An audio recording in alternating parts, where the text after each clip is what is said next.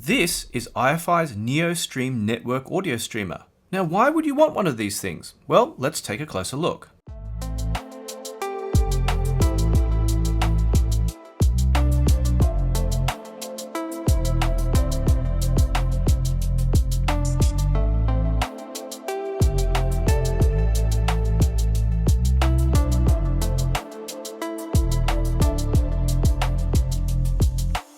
If you're watching this video, you're probably one of three types of people. You're either someone who's wondering, what is a network streamer and why would I bother using one? You might be someone who is already heard of network streamers and are wondering if something like the NeoStream may be of benefit to your system versus, say, plugging your system directly into your computer. Or you may be someone who already knows about network streamers and are wondering if iFi's NeoStream is right for your system. So in that, I'm going to take you through what a network streamer is, what functionality this NeoStream has, and then I'm going to talk about the various benefits of having a network streamer and the performance of this network streamer in my system. So let's get started. First of all, what is a network streamer? We can think of it as a mini computer. Now, it's a mini computer basically with a number of specialized connections for connecting it to an audio system. Now, previously I took a look at iFi's ZenStream, which is designed for that same purpose, but the NeoStream has a number of added features which make it better than the ZenStream, and we're going to be taking a look at those too. So we have a mini computer, and what's specialized about it? Well, it has USB output, it has, an interface, but unlike an actual computer, you don't have a screen, and that's because it uses software that is controlled via the web or via other software which can stream through it, things like Tidal Connect, Spotify Connect, or you may have something like Roon, which allows you to have your music library on one computer while you stream it through other devices in your house. Or you may have a DLNA software which allows you to, again, pull music from one place and stream it to somewhere else. Now, that's where one of the benefits of having something like the NeoStream comes in. Let's say you have a hi-fi system in your living room and you want to not have to connect your computer up via a long cable, USB cable to it every time.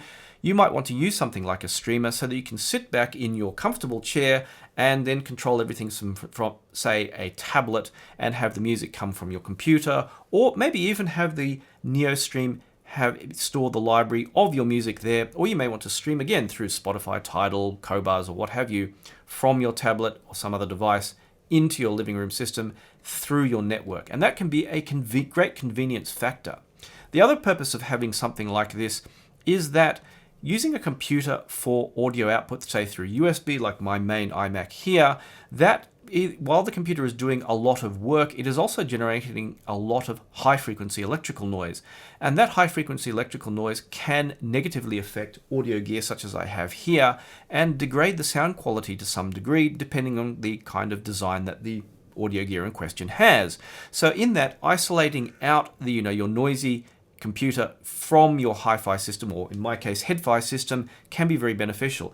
And this NeoStream has a number of hardware design features which allow it to pass through lower noise digital audio. Now, I've had some people say, hey, I don't understand, digital audio is just ones and zeros. How can that possibly be affected? But high frequency noise can affect those circuits, and eliminating it can make a possible improvement into your audio system.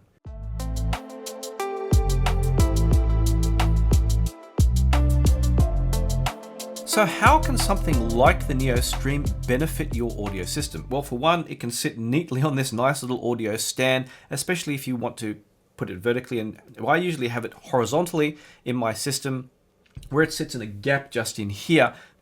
Now, in hooking it up, we have a variety of, some common and some very uncommon connections. Now you can see it has a Wi-Fi antenna, of course, and that's one of the convenient things, is you can run it wirelessly to your system.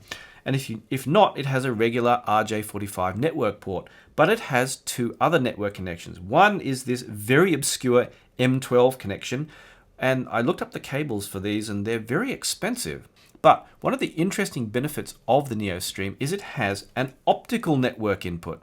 Now, you can use it directly with an optical network router, but those are very expensive. So it actually comes with an adapter, what's called the OptiBox, and that connects the RJ45 from your network and it converts it to an optical digital network connection.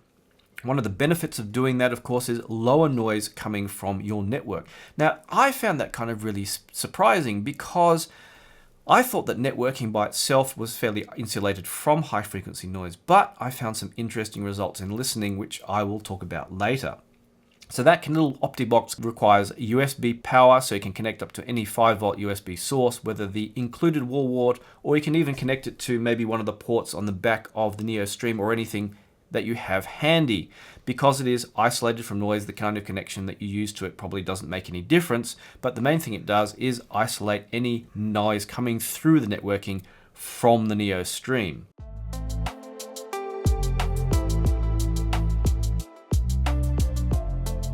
Now, on terms of outputs, like a computer, it has USB ports, and these are low noise output USB ports. They can either, just as any computer, be used to plug in, say, a hard drive, which you might fill full of music, or a thumb drive, again full of music, or you can use them for connecting to a digital to analog converter which has USB input, with potentially better results given that these are low noise outputs. There is also a USB-C port on the front for exactly the same purpose, connecting up a hard drive or connecting up another digital to analog converter. For example, I can use this sometimes with one of the little dongle DACs I have, such as the RU6, and stream to that sometimes when I want to use particular headphones or in-ear monitors.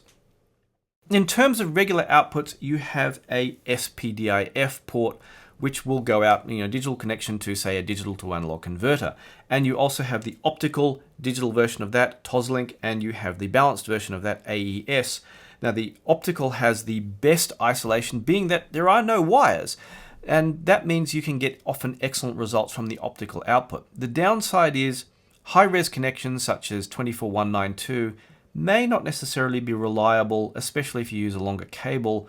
And if you're one of those people who has gone down the audio rabbit hole of listening to very high frequency DSD or upsampling to DSD and that kind of thing, may find that it has some limitations, which I'll talk about later.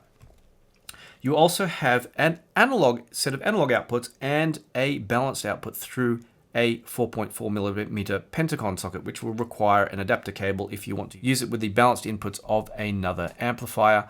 That indeed means that this has a digital to analog converter built in. Now, it's not a particularly fancy one. I'm guessing it's probably equivalent to something like one of the Zen DACs, and I'll talk about my impressions of that later. But it does mean you can use this as a source for amplification in your system if you don't already have a good digital to analog converter, and some people find it to be very good in that regard. One of the other connections, which is probably the most obscure, is I2S. Now, if you're familiar with what I2S is, you can probably skip this bit of the video, but for people who are unfamiliar, it's a more recent type of connection for digital to analog converters.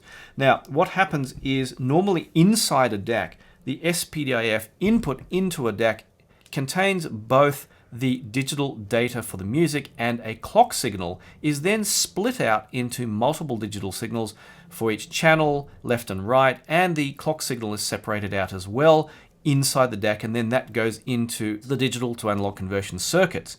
Now, recently some manufacturers have started including I2S using a HDMI connector, and this is not HDMI, I should remind you, and that potentially provides better sound quality because it doesn't have to go through a conversion stage and another clock inside the DAC. And also, of course, another conversion stage and output inside the transport. So the problem with that is, while there is a fairly common standard about how it works, different manufacturers have different standards about which channels are left channel and right channel and the polarity of the left and right channels. And even the pin to signal that DSD is being sent and not PCM. And so that means if I plug this plugged into, say, the Audio GDR27HE, worked fine, but plugged into the Gustard, the channels were reversed. And there are no settings in here to change the setup for the pinouts. So unless you have something like a topping D90 DAC, which you can go into a special menu and change the setup for the I2S input, either this is going to work perfectly, or like with the Gustard, I had to switch the channels around. So it may or may not work. The other thing is it did have some limitations which were not in the manual, which I found out when listening by pure chance when something didn't work, and I'll talk about those later. But one of the other benefits this has versus its younger brother, the Zen Stream, is that you can see on the front, it has more controls. One of the difficulties of using this Neo Stream is that it uses software called Volumio. Volumio is controlled via the web interface. Now, there were some tweaks you could do via a little switch on the back of the Zen Stream, but if you wanted to change some of the common settings or change which output, you had to go into the web interface to do that, which was a little bit of a pain.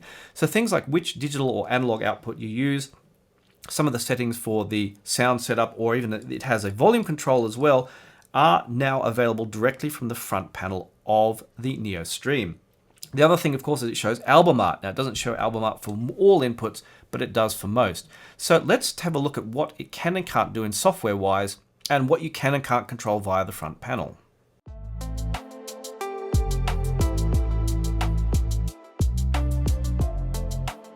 Now, as I power it on, you'll see that it pops up a screen showing its status, which is very handy to know because there are a number of modes that it has. So in this case, it doesn't like my network for some reason, which has just popped out of existence and thrown up this red light, which I'm actually glad it did, because then I could show you what the status looks like when something's not working. When it is working, it will show the network interface, and it will show now it's all-in-one mode, which I'm sorry is very tiny on here, and it's got the analog output set for the inbuilt DAC amp. So then sometimes it has glitched on me and decided that it just doesn't like my network. I'm not sure why that is, but powering it on again usually fixes that. And this doesn't seem to, the network doesn't drop out while it's on, at least in my experience. Although the Zen Stream would do this too. However, if you are using the analog outputs, you do have a digital volume control, so you can change the volume as necessary here. This is also used for changing the settings as required. And now it's popped up with my network address. I've actually changed the network settings through the web interface, so because I have the Zen Stream just off camera and I don't want it to conflict on my network, I've changed it from iFi.local to stream.local and given it a fixed IP address, so I can easily find it on my network. Usually it will show, for example, the music playing. If I just click on something here, it'll pop up in a minute with showing the album art, and if you rotate the whole device so it's standing vertically, it will rotate the album art as well. But there it goes. It shows that it's PCM 44.1 kilohertz, and there's Jeff Buckley, and Sky is a Landfill, which is such an appropriate song in this day and age with all those satellites up there. Anyway, jokes aside, what you have is you have access, as well as the front port, which I mentioned before. We have the good old settings button, which will give you access to a menu. Now, it jumps out of the menu pretty quickly, so I'm going to have to go in and out of it a few times to show you, as you see. Now, the first thing that pops up, and I don't know why, and it pops up even if you're not using the analog output, is the digital filter options for the built-in DAC, which is the minimum GTO bit perfect, which is non-oversampling, and the standard filter for the analog output. Now, I wish they'd actually disable this if you're not using the analog output, because that's the thing I probably need to change the least. The next thing on the list on here is you can change the brightness of the display as required, or whether it will just switch off. And which, well, they've actually, one of the complaints about the Neo DAC was that the display was potentially noisy and added noise into the system, and I think they rectified that in this. But you can turn it off if necessary. You also can turn hotspot mode on if you want to use the wireless hotspot mode to directly interact with it instead of just using it on your network, and it will work in tandem, although some people I've seen online have had issues with hotspot mode being on and having issues with reliability of their network streaming. And I'm flicking backwards and forwards, so I had to stay in the menu system.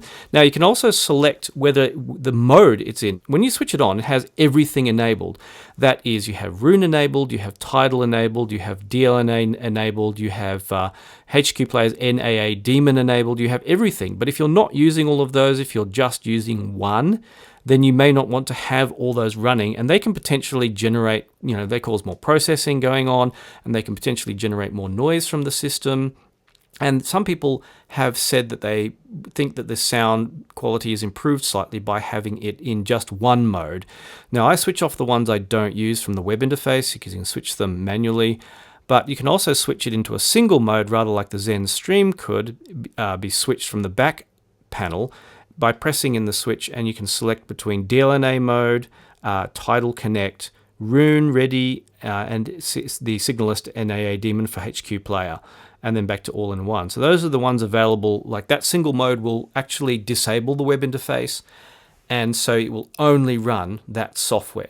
Now, one problem I have had is if I switch to one of those modes and then switch back to all-in-one, sometimes stuff does not start up again. So I had to restart the NeoStream to get, say, Rune Ready working again when I switched back to all-in-one. So for some reason, it's still rather buggy in terms of its implementation. It's a custom implementation for this.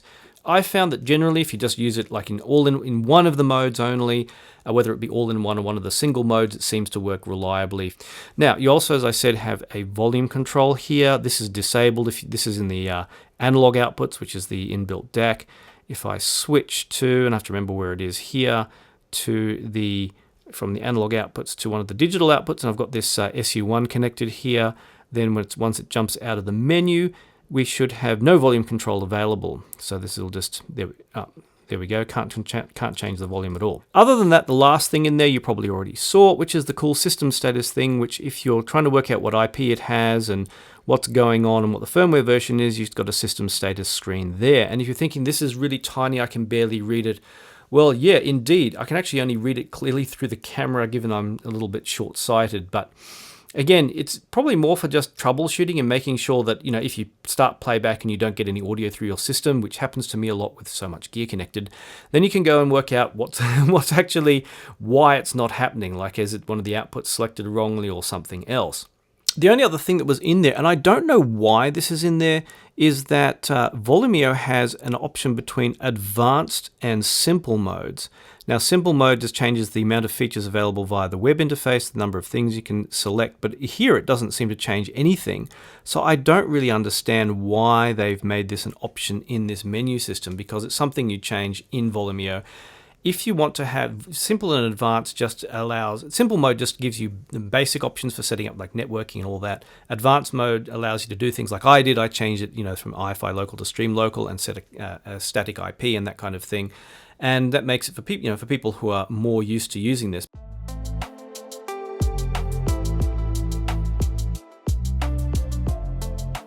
There were two aspects to what you might call the performance of the NeoStream in my system. And the first of those is, what's the NeoStream actually like to use? How's the functionality? Is it easy to set up? Does it work? Is it easy to change things and get working in the system?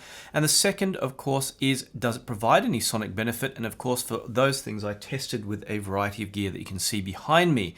Now, usefully, of course, the NeoStream comes with a quick setup guide. So it shows you what all the ports do and what all the buttons do and how to set things up. So generally, you can get things going pretty quickly and pretty easily, even if you don't use the web interface.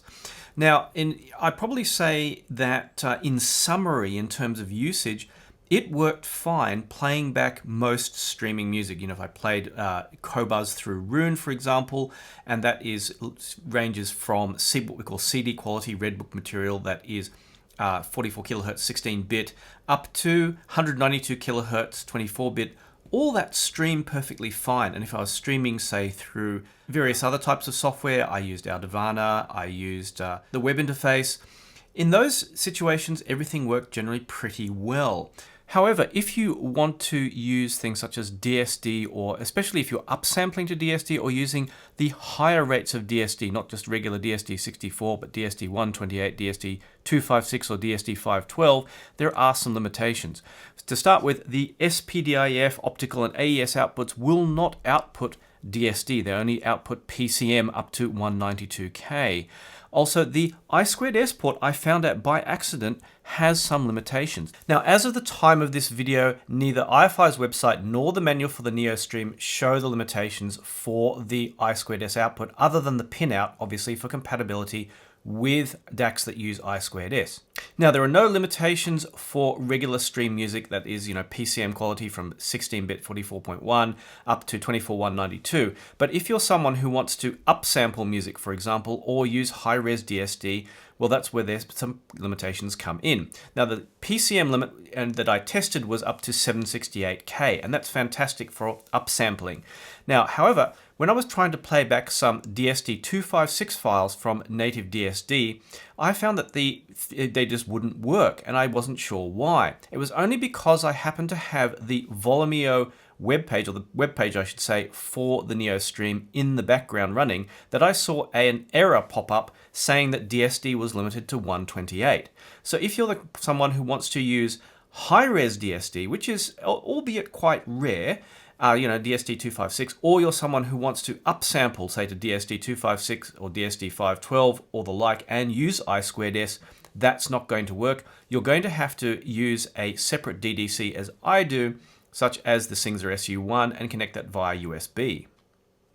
At the time I had that issue with DSD256, I decided to reset the NeoStream in case it was something that had gone wrong in the system. Now, to do that, you can either go through the web interface and there's a reset option, or actually you can do it on the back via this reset button, which if you press in for 3 seconds will cause the system to reset. Now, the thing I didn't realize when I did that is that it would reset to firmware from the middle of last year. And the problem with the firmware with the middle of last year is it had a lot of bugs and a lot of stuff didn't work well.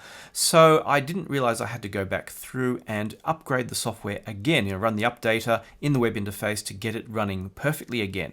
And so that was a little bit irritating. But I mean, otherwise, out of the box, this worked really well. I mean, in terms of streaming things like, say, through Rune or through a DLNA-based software I used out of Varna, as I mentioned before, that seemed to work fine, and I haven't seen anyone say they had any issues with Tidal Connect. The Quick Start Guide does mention Cobuzz, but there's no Cobuzz software in here, so you're probably going to have to stream that through other software that has DLNA capability, such as things like on your phone. There are various software available for Android and iOS.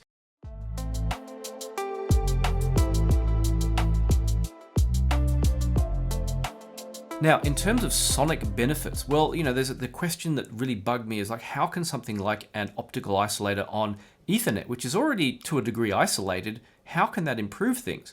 So I tried it both, for example, with the Gustard R26, and if you've seen my video about that, you'll know all about that, as well as the Chord TT2 and M scalar stack here.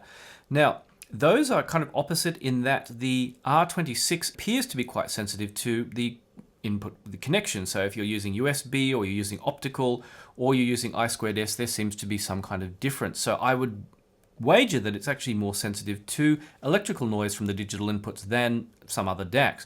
The opposite would be the Chord gear, which seems to be fairly immune to whatever you plug it into, and you can just plug it USB straight into your computer without any issue. And as long as the sample rate of the music is matched to the sample rate being sent to the M scalar or TT2, you should have no issues. So in that, I could actually, because networking has a buffer, I could unplug the network cable from the OptiBox and plug it directly into the NeoStream and listen for any differences. And distinctly there were. As I said in my Gustard R26 review, I felt that the sound was flatter and less distinct if I had the network cable going directly into the NeoStream, whereas if I went through the OptiBox, things seem to come out more clearly and with more definition and more depth. And I'm assuming that noise or something is affecting maybe the R2R ladders in the R26, and that may be causing the issue. Now, I'd love to have testing equipment to be able to verify what's going on, but well, this is just what I heard and we can just have to go along with that. So in that, things like the R26, there seems to be a difference in using the OptiBox with the NeoStream. Now, one thing I didn't test at all was using other power supplies with the NeoStream. I've seen a couple of people reckon that linear power supplies can improve things further, and I did have that experience with the ZenStream. So maybe there's a possibility there to make it even better still. Now, you could also argue, why doesn't it just do that better itself? Well, it could be much bigger, it could have its own dedicated linear power supply and everything, but then it would be larger, more expensive, and you see where this is going. As it is, you can change things around if you want. You can set it up in the most basic way you want, or you can go down, as I say, the audio rabbit hole and play around with power supplies and isolation and all that kind of thing to your heart's content and see if it improves on your system. But on the Chord TT2 and M scalar stack, it didn't seem to make any improvement. Maybe a very tiny amount switching to the OptiBox from direct networking. So it was much less noticeable, probably to the scale that I wouldn't even consider myself reliable when switching in and out the OptiBox. So it is kind of very dependent on what you use it with, how much benefit that OptiBox seemed to have. But overall, compared to just plugging directly into a computer, which will generate lots and lots of electrical noise through the USB output, it was definitely a step up there. And output, say for example, to I2S to the R26, it was definitely an improvement over connecting the R26 directly to my Mac Mini Roon server.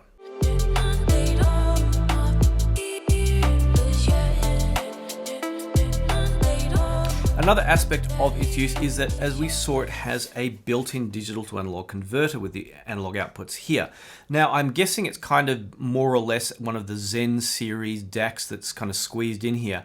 The performance of that, well, comparing it to other gear, was a distinct step down from anything I have sitting on the desk here. Very, very distinct. I'd probably say it's not going to be much better than one of the Zen DAC, a Zen DAC or something along those lines.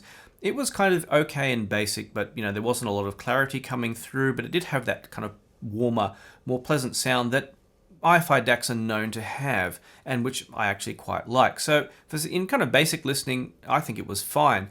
Personally, I wouldn't spend this much money on something like a streamer just to use the inbuilt DAC. It was kind of, I'd consider it more an afterthought, though of course I've seen some people say they like it and maybe might be okay for someone who just wants kind of some streaming network setup, say to set up for a not too expensive hi-fi system where the convenience of having something like this far outweighs any consideration of great sonic benefits.